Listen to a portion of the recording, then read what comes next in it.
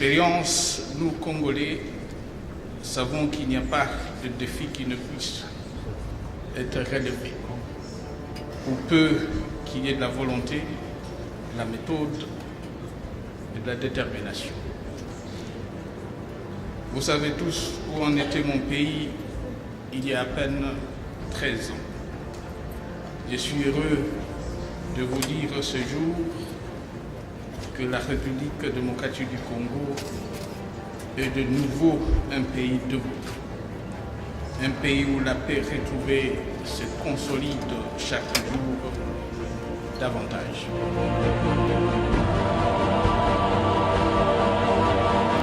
Il faut changer cette donne. Aimons nos vivants et reconnaissons aux vivants leur mérite. Joseph Kabila, les fondateurs de l'espoir congolais, les bâtisseurs d'un pays trouvé en piteux état. Il est généralement des coutumes de reconnaître les mérites à un homme après sa mort. À ces sujets, François Mitterrand, un ancien président français, déclarait ce qui suit. Pour une certaine opinion, un bon président est un ancien président et un meilleur président est celui qui est décédé. Laurent Désiré Kabila, président de la République. Les cas de la Gambie qui organisent des manifestations pour réclamer les retours d'un président qu'ils ont pourtant contraint à l'exil suffit pour valider notre argument. Depuis les années 90, la République démocratique du Congo, alors République du Zaïre, était plongée dans une profonde crise qui touchait tous les secteurs vitaux. Bref, plus rien ne marchait dans ces pays où toute la population était pourtant devenue millionnaire. Même les pains s'achetaient en millions. Les taux d'inflation augmentaient tous les jours à un rythme vertigineux de 4725% l'an entre 1990 et 1994 pour atteindre la pointe des 10 000% après cette date.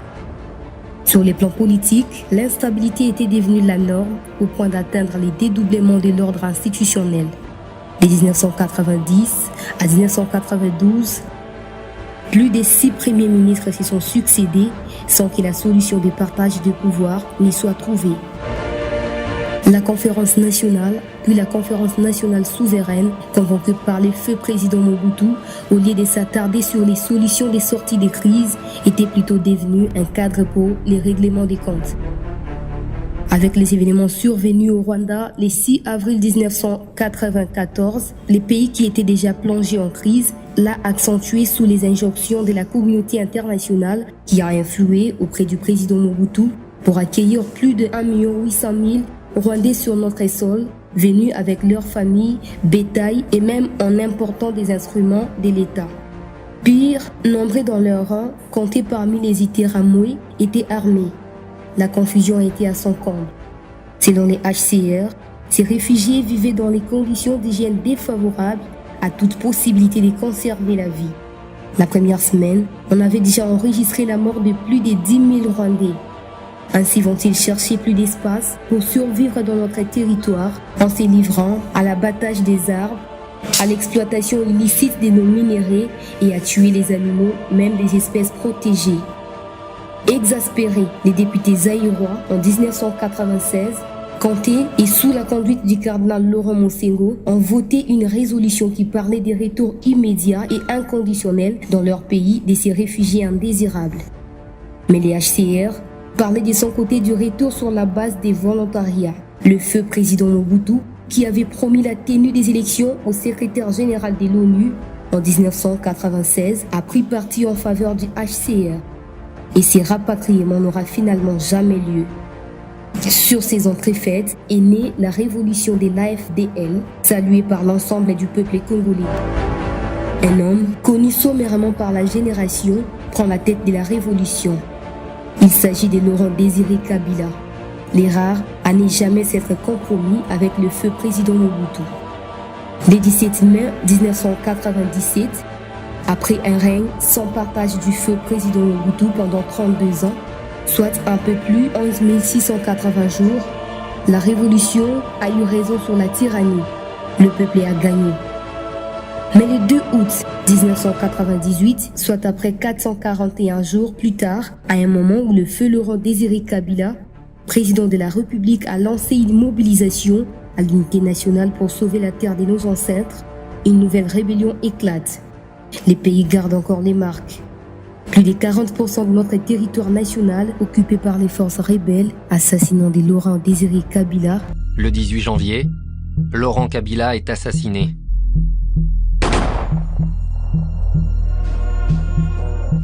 Son fils, Joseph Kabila, remplace alors son père.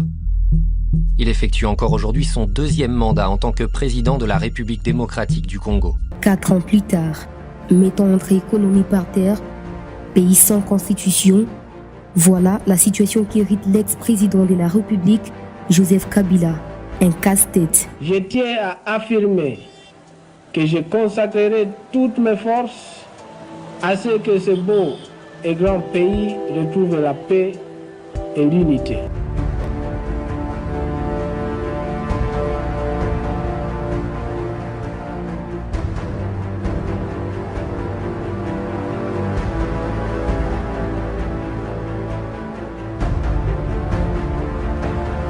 Prend solennellement l'engagement de rebâtir le pays au stade de martyr de Kinshasa, capitale de la République démocratique du Congo, un symbole qui fait penser à nos martyrs tués dans ces lieux pour leur engagement à la patrie.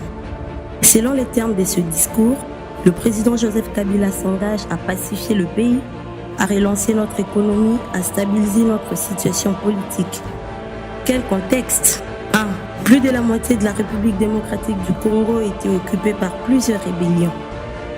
À titre d'exemple, il faudra passer par Nairobi, canton Kinshasa, pour se rendre à Goma, une province pourtant située à 2 heures de Kinshasa à vol d'oiseau.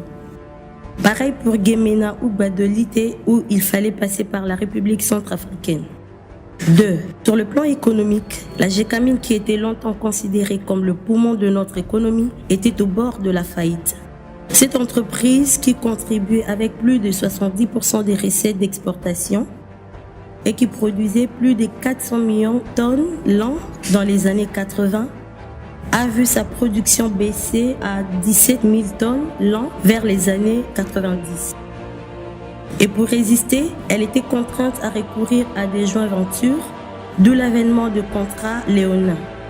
En 2001, selon une étude réalisée, le coût d'investissement pour relancer l'unité de la Gécamine était évalué à 1,3 milliard de dollars, alors que le budget du pays n'était que de 350 millions de dollars. Un véritable casse-tête. Mais il fallait faire avec, et l'ex-président Joseph Kabila est resté imperturbable pour mettre notre économie sur le rail. À ce sujet, il est important de revenir sur les conclusions du rapport de la Banque mondiale sur notre pays de 1997, soit quelques mois seulement après la prise de pouvoir de l'AFDEL. Au terme de ce rapport, les effets négatifs observés sous la Deuxième République a retardé le développement économique de notre pays au moins d'un demi-siècle. À cette conclusion des experts de la Banque mondiale, il convient d'ajouter les années de la rébellion. Ce qu'a pu réaliser Joseph Kabila relève donc d'un miracle. Sur le plan politique, la division rongeait la classe politique, les pays ne disposaient pas d'une constitution, l'administration publique à l'état d'abandon, les caisses de l'État confondues avec les poches des individus, bref, rien qui pouvait laisser espérer les Congolais à 2 jours meilleurs. 4. L'armée de son côté avait de très sérieux problèmes. Les généraux de l'ex-phase en fuite, dont certains dans la rébellion, les anciens militaires cantonnés à Kitona, le temps de leur trouver de nouvelles unités. Un pays en crise qui ne permettait pas de mettre de gros moyens dans les équipements militaires. Des réformes à engager alors que l'on est en guerre. Nous pouvons dire que la force des frappes qu'a notre armée aujourd'hui mérite que l'action héroïque de Joseph Kabila dans notre pays mérite très sincèrement des applaudissements par l'ensemble de la population. Pour ce qui est des infrastructures routières, pour un pays qui s'étend sur 2 345 410 km², nous ne disposions que de 145 000 km de routes, dont 20 700 km de routes nationales, 20 200 km de routes régionales prioritaires et 2200 km de routes bitumées. Les tout en piteux état. À titre d'exemple, il fallait plus d'1 mois en période de pluie pour faire les trajets Kinshasa-Kikwit, long de 650 km et plus d'une semaine pour les trajets Kinshasa-Matadi, long de 365 km. Inutile de s'étendre sur d'autres secteurs. Les pays hérités par Joseph Kabila en 2001 ne méritaient pas d'être appelés États. Si pour parler d'un État, il faut 3 éléments traditionnels, notamment les territoires, pouvoir politique qui dirige et la population, quelle était la situation en 2001? Territoire. À peine 47% étaient sous contrôle. Pouvoir politique non issu des élections et population dont la majorité n'était pas dirigée par le pouvoir de Kinshasa, la RDC remplissait les conditions d'un non-État en 2001. Et quelle est sa situation aujourd'hui? Voici quelques faits à mettre sur les comptes de l'ex-président Joseph Kabila. Primo, les pays étaient sans constitution en 2001 et est doté d'une constitution et quasiment toutes les institutions organes prévues dans la constitution ont été créées, à savoir les conseils d'État, la Cour constitutionnelle, la CENI, les CESAC, la Cour suprême de justice, les unités de la police nationale et de l'armée, les institutions politiques nationales et provinciales, la conférence des gouverneurs, la liste est loin d'être exhaustive. Secundo, plusieurs kilomètres de nouvelles routes ont été construites, des kilomètres des anciennes routes réhabilitées, agrandies et modernisées, des nouveaux ponts construits, des anciens ponts réhabilités, modernisés et agrandis, permettant de réduire la durée Kinshasa-Kikwit en 7 heures au lieu de plus d'un mois. Matadi-Kinshasa en 5 heures au lieu de plus de 7 jours. Côté infrastructure, quasiment toutes les routes d'intérêt national ont bénéficié de la touche de l'ancien président de la République, Joseph Kabila. Tertio, l'administration publique a connu de grandes réformes qui ont conduit même à la bancarisation de la paye des fonctionnaires. Les secrétaires généraux travaillent désormais dans les meilleures conditions et la prise en charge des fonctionnaires par plusieurs mesures est de plus en plus considérée. Quarto, le taux de prévalence en électricité est passé de 6 à 18% selon les derniers chiffres que nous avons consultés, soit un bond de plus de 13%. En d'autres termes, plusieurs coins de la République qui étaient dans les noirs se sont vus être électrifiés sous l'ex-président Joseph Kabila. Quinto, le taux de dessert en eau potable a augmenté de façon intéressante, passant de moins de 10% en 2001 à plus de 46% en 2018.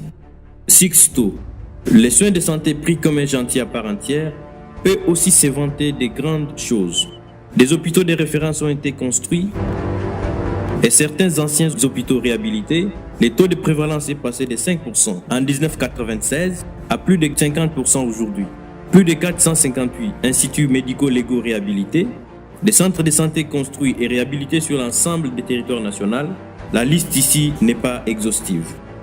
Tous ces différents éléments évoqués et ceux non pris en compte dans cet élément traduisent l'expression du profond changement porté par Joseph Kabila. L'espoir que tout cela suscite, c'est notamment les acquis laissés par Joseph Kabila au profit de son successeur Félix Tshisekedi. Relevons-en quelques-uns. 1. Il lui laisse plusieurs projets en cours de réalisation et pour certains, les financements pour leur matérialisation. 2. Il lui laisse le code des assurances, un facteur générateur des ressources pour notre pays. 3.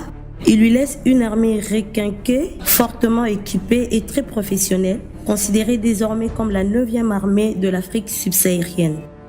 4. Il lui laisse des réserves à la Banque centrale et une économie stable, marquée par une bonne maîtrise du taux d'échange. 5. Il lui laisse les nouveaux codes miniers, une véritable révolution sur la contribution de nos minéraux dans notre économie réelle. 6. Il lui laisse une police formée et disciplinée, prête à agir en temps réel pour assurer notre paix sociale. 7. Il lui laisse des réformes à parachever dans l'administration publique et les services de l'État. 8. Il lui laisse la compagnie Congo Airways avec une flotte qui vole déjà à l'international. 9. Il lui laisse les conditions favorables à la gratuité de l'enseignement primaire de base, un projet entamé par l'ex-président Joseph Kabila. 10. Que dire de plus? Parler des infrastructures, de la télécommunication, de la privatisation de certains services publics pour un meilleur rendement? Parler de ci, parler de ça, du pays pauvre très endetté en 2001, il a rendu un pays avec faible niveau de dette extérieure. Quand l'on vient en RDC et que l'on admire ce pays avec souci de s'y implanter, il faut penser à l'ex-président Joseph Kabila. Il a posé plusieurs fondations à charge au président Félix Tshisekedi de poursuivre son œuvre. Joseph Kabila, tel qu'il faut percevoir ses actions à la tête de notre pays de 2001 à 2019. Aucun élément retraçant son parcours ne saurait jamais révéler toutes ses réalisations. La liste est tout simplement impressionnante. Si en théorie, le défi est énorme, concrètement sa taille est engloutie par la série des paris gagnés par Joseph Kabila Kabange, capitaine vers le développement et la modernité.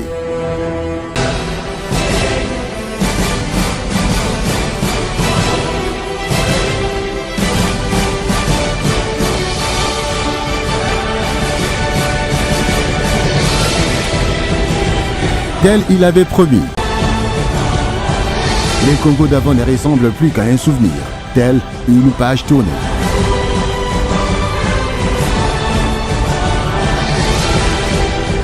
La vision de Joseph Kabila Kabange de la révolution de la modernité du Congo, c'est d'imprimer dans la conscience des Congolais un mode de pensée, d'agir et un état d'esprit. C'est là